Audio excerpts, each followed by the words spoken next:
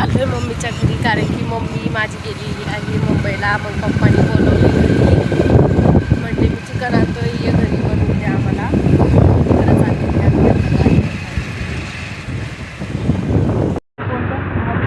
पांढरं T shirt.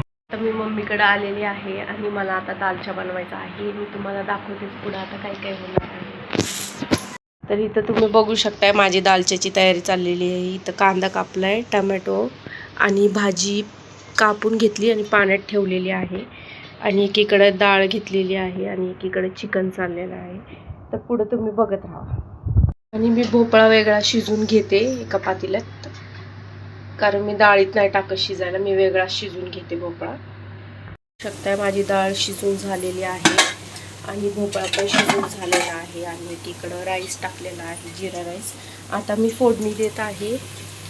पहिला कांदा टाकून घेतलेला आहे आता आणि मी कच्चं चिकन टाकत असते, शिजून नाही घेत. तर झाकण ठेवते आणि शिजू देते जरा, आणि मग बाकीचं सगळं शिजवलेलं सामान ह्याच्यात टाकून द्यायचं.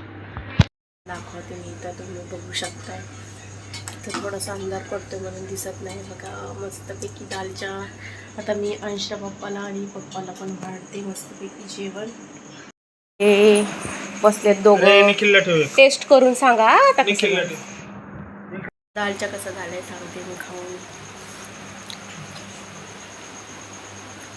भारी झालाय. तू सांग.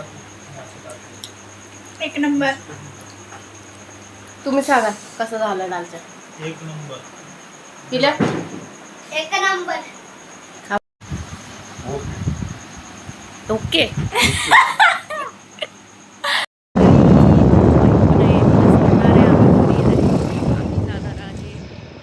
आजचा माझा ब्लॉग एवढाच होता. Thank you so much for watching. Bye. तर बाय बाय. Bye bye.